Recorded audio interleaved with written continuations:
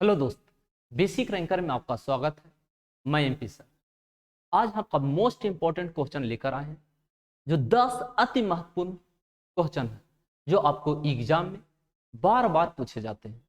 जो क्वेश्चन आप देख रहे हैं, आपको कोई भी ऐसा एग्जाम देते होंगे या सेट प्रैक्टिस करते होंगे, उसमें इस टाइप का क्वेश्चन परसेंटेज से मिलता ही होगा। देखो दोस्त, इसको समझना। यहाँ पर का क्वेश्चन में कहा कि दो संख्याएं तीसरी संख्या से क्रमशः 40% तथा 60% अधिक है, तो पहली संख्या का दूसरी संख्या से अनुपात क्या है। पहले आप कंसेप्ट को पकड़ना। डायरेक्ट अगर कंसेप्ट को बार बार प्रैक्टिस कीजिएगा तो आप अपने आप में माइंड में एक ट्रिक बैठ जाएगा। देखो दोस्त, यहां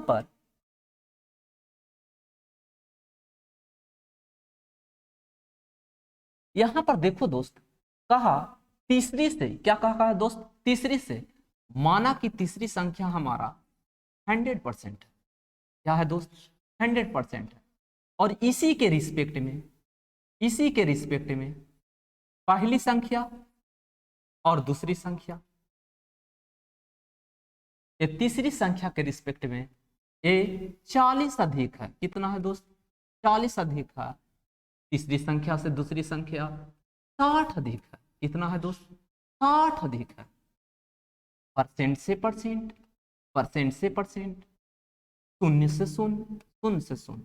अब इसी को हम लोग सिंप्लीफाई करेंगे दोस्त, तो 7:8:5 आएगा। तो मेरा आंसर पर हम लोग पहुंच गए। पहली और दूसरी हमारा 7:8 आएगा, जो हमारी ऑप्शन बी में है। कहाँ में है दोस्त? बी में है। लेकिन इतना बार प्रैक्टिस होने के बाद आप यहाँ पर डायरेक्ट कर सकते हैं कि पहली और दूसरी, पहली दूसरी यानी कि तीसरे के रिस्पेक्ट में अधिक है। जब रेशियो आएगा तब कट जाएगा, तो यहाँ पर 140%, 160%। अब इसी को सिंप्लीफाई करेंगे, 7:8 आएगा। या तो ऐसे बनाइए या तो ऐसे बनाइए, लेकिन जो बेसिकली जो कंसेप्ट है, जो ऐसे आप बनाइएगा तो आपका कभी भी कंफ्यूज नहीं हो पाइएगा। अगले क्वेश्चन पर चलते हैं दोस्त। देखिए, अगला क्वेश्चन हमारा है, यहां पर समझना दोस्त, यहां पर ज्योमेट्री से है, समरूपता के नियम से है। और यहां पर समझना दोस्त कि जब जब दो आकृतियां समरूप होते हैं तो उसके क्षेत्रफल के अनुपात उसके भुजाओं के, माध्यिकाओं के, ऊंचाइयों के, वर्गों के अनुपात के बराबर होता है दोस्त।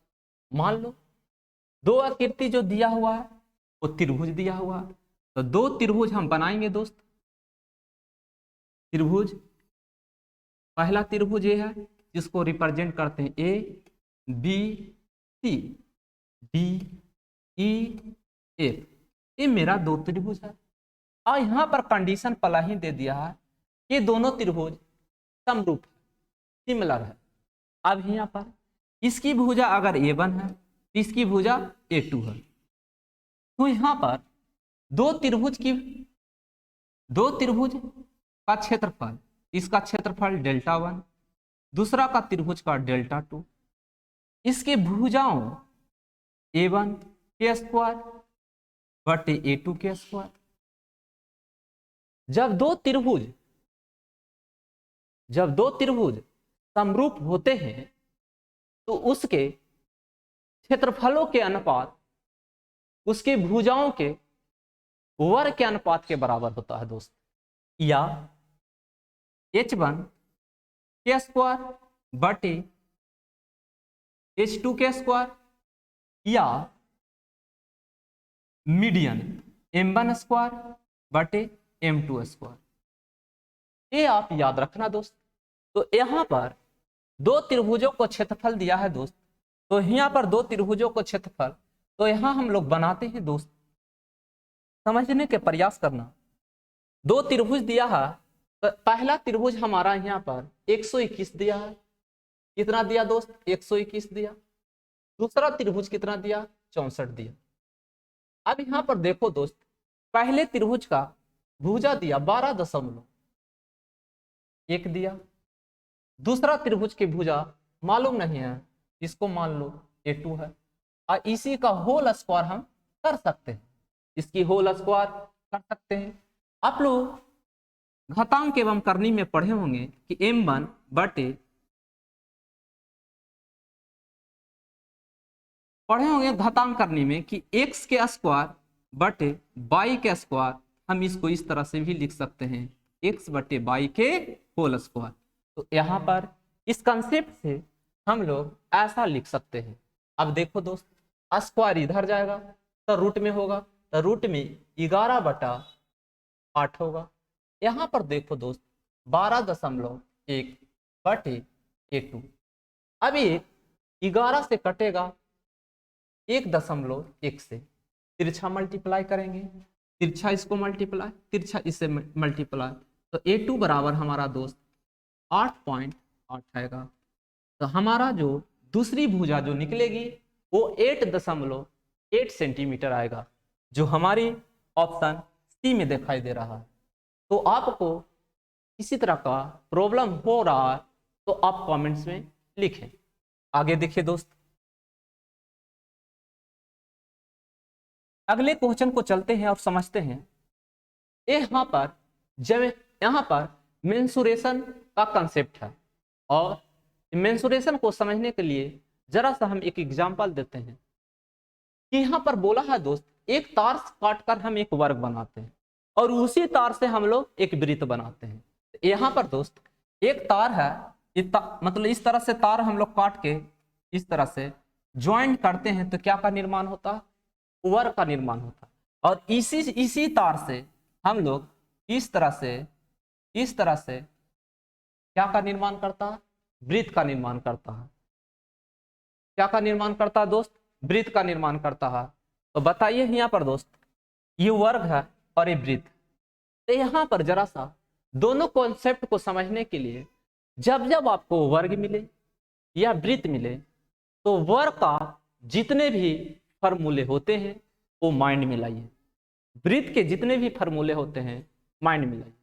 ऐसा मत सोचें कि हम लोग एक क्वेश्चन के लिए क्यों हम ज्यादा हम फार्मूला सोचें।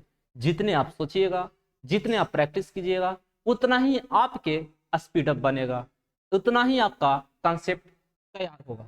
यहाँ पर देखो, अगर इसका हम लोग क्षेत्रफल बोले दोस्त, तो क्षेत्रफल इसका बोलेंगे, एरिया बोलेंगे दोस्त, तो इसकी एरिया जो होती है वो होता है भुजा स्क्वायर। अगर इसकी परिमाप बोले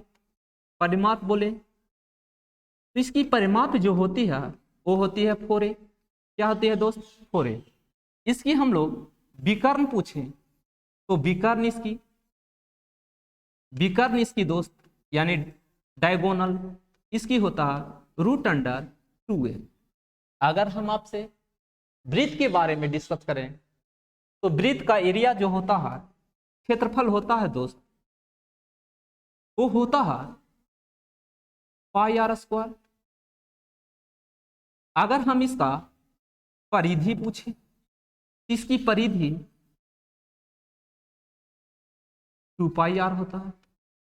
इसकी व्यास पूछें तो व्यास इसकी दोस्त, इसकी व्यास होता है 2r। तो इतनी कंसेप्ट आपको आनी चाहिए। आप देखो दोस्त, यहाँ पर एक तार को काटकर एक वर्ग का आकार में मोड़ा गया है, जिसकी प्रत्येक भुजा 44 सेंटीमीटर। यदि उसी तार को मोड़कर एक वृत्त बनाया जाए तो बताओ दोस्त उसकी त्रिज्या क्या होगा। तो इसकी परिमाप और इसकी परिमाप कंपैरिजन में बराबर है। इसकी परिमाप और इसकी परिमाप दोनों को अगर तुलना किया जाए तो दोनों क्या है, बराबर है। क्यों? क्योंकि जितना तार वर्ग बनाने में लगा है उतना ही तार वृत्त बनाने में लगा है। इसलिए हम कहेंगे कि वर्ग का परिमाप और वृत्त की परिमाप दोनों बराबर होगा। तो यहाँ पर कंसेप्ट ये तैयार होता है दोस्त, यानी वर्ग का परिमाप होगा 4a और इसकी परिमाप क्या होगा दोस्त 2πr, और दोनों क्या है दोस्त, बराबर है। तब 4 ए हमारा यहाँ पर दिया हुआ है दोस्त कि इसकी वर्ग की प्रत्येक भुजा 44 सेंटीमीटर है। तो यहाँ 44 रखेंगे दोस्त, बराबर 2 गुने 22/7 अगुने आर। ए बाई दूनी 44, 44 कैंसिल होगा, तिरछा हम लोग मल्टीप्लाई करेंगे दोस्त, तो आर बराबर 28 सेंटीमीटर होगा। यानी कोई ना कोई आपका ऑप्शन में होगा, ऑप्शन हमारी डी में होगा, ऑप्शन हमारी डी में होगा। अगले क्वेश्चन की ओर चलते हैं दोस्त। देखिए अगला क्वेश्चन, अगला क्वेश्चन है दोस्त, ये आपका लसा और मसा से, लसा और मसा से, लसा और मसा का क्वेश्चन यहाँ पर कह रहा 12, 15 और 54 से पूर्णतः विभाजित होने वाली 4 अंकों की सबसे बड़ी संख्या कौन सी होगी। ऐसा देखो दोस्त, वो विभाजित होने के लिए कह रहा है 4 अंक, इसमें कोई ना कोई ऑप्शन आपका 4 अंक है, 1, 2, 3, 4, ये 4 अंक का है। 1, 2, 3, 4 ये भी है, 1, 2, 3, 4 ये भी है, 1, 2, 3, 4 ये भी, यानी इस संख्या से कटेगा। तो यहाँ पर अगर देखा जाए कंसेप्ट में, यहाँ पर देखा जाए तो कौन सा 4 से कटने, कौन सा ये संख्या से कटने वाला है। एक जरा सा हम एग्जाम्पल देखते हैं 5 और 3 से। 3 से कटने वाला कौन सा नियम है, तो 3 की विभाज्यता का नियम कहता है, 3 की विभाज्यता का नियम कहता है कि जो संख्या का योगफल 3 से कट जाए वह संख्या 3 से कटेगा। जिस संख्या का योगफल 3 से कट जाए वह संख्या 3 से कटेगा। तो यहाँ पर 9 कट रहा है, 8 2 10 18 ही कट रहा है। यहाँ देखो 9 9 7 आपका 16, 16 2 18 कट रहा है, यहाँ पर कट रहा है 6 4 10 3 13, 6 4 10 और 10 3 13 और 13 9, 13 और 9 हमारा जो दोस्त होगा वो होगा 22 होगा, यानी कि ये नहीं कटेगा, तो मेरा ऑप्शन नहीं होगा। लेकिन 5 से कटने वाला संख्या ये नहीं कटेगा। तो कटने वाला कौन सा संख्या दोस्त, या तो हमारा आंसर ये जाएगा या तो मेरा आंसर ये जाएगा। लेकिन यहाँ पर अब हमारा डाउट है कि दोनों में कौन सा होगा, और 4 बड़ी से बड़ी संख्या पूछा है, तो बड़ी से बड़ी संख्या तो मेरा ये है, तो इसको टिक मार दीजिएगा। तो कहीं ना कहीं आपका गलत भी हो सकता है, सही भी हो सकता है, इसलिए कंसेप्ट से बनाने का प्रयास करें। पहले हमको 12 और 15 और 54 का एलसीएम बताइए। पहले इसको प्राइम फैक्टर में तोड़ेंगे, तो 2 गुने 2 और गुने 3। उसी तरह हम प्राइम फैक्टर में तोड़ेंगे 15 को अभाज्य संख्या में, तो 3 गुने 5। उसी तरह 54 को हम लोग प्राइम फैक्टर में तोड़ेंगे दोस्त, तो 54 को प्राइम फैक्टर में तोड़ेंगे दोस्त, तो 54 को तोड़ेंगे तो बताइए दोस्त कि यहाँ पर 2 से लगेगा, 27 फिर 3 से, फिर 3 से और 3 से। अब यहाँ पर देखिए दोस्त, यहाँ पर अगर हम लोग इसकी एलसीएम लेंगे दोस्त, एलसीएम कहता है मिले उसको लिखे, ना मिले उसको भी लिखे। एलसीएम का थॉट है, कंसेप्ट है कि जो मिलता है उसको पहले लिखें। तब मिल रहा है हमारा, मिल रहा है, देखो पहले हम लोग का 3 मिल रहा है, क्या मिल रहा है दोस्त, 3 मिल रहा है, तो 3 लिख लेते हैं। लेकिन 2 नहीं मिल रहा, फिर भी लिखो 2 2, यहाँ कॉमन, यहाँ कॉमन, 2 लिखा जाएगा, यहाँ कॉमन लेकिन नीचे नहीं, फिर भी लिखाएगा। 5 नहीं मिल रहा, फिर भी लिखो।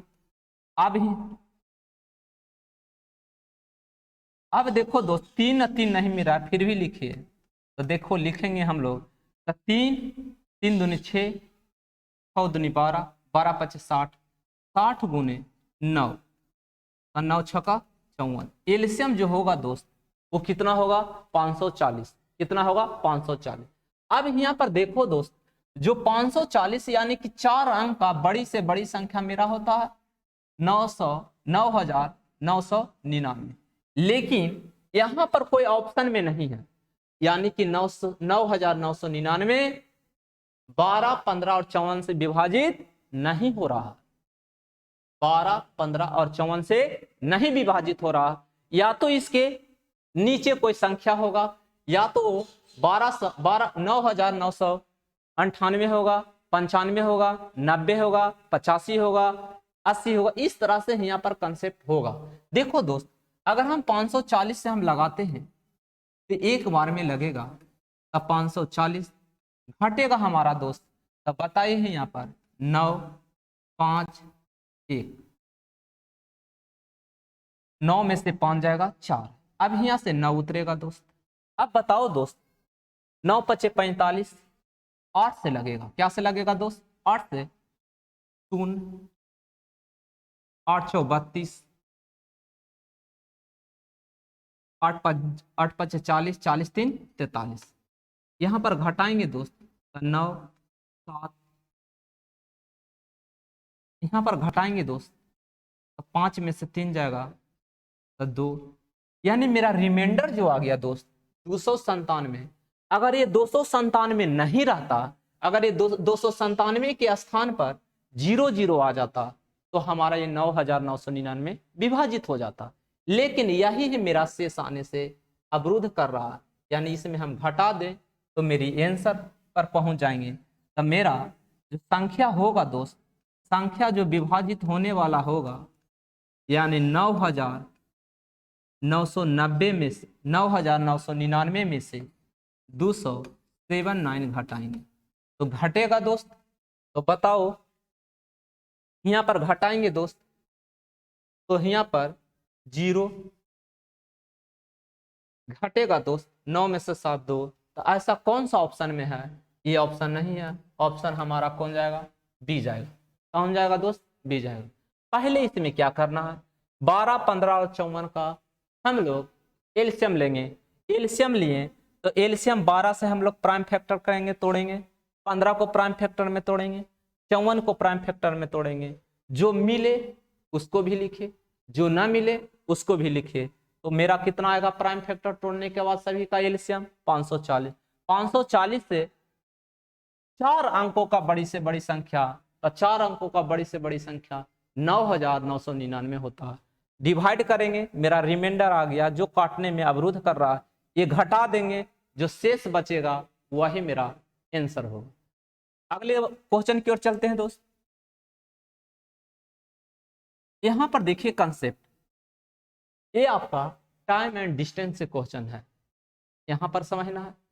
पढ़ो पहले पहले एक बार पढ़ने का प्रयास करें, एक बार पढ़ने का प्रयास करें।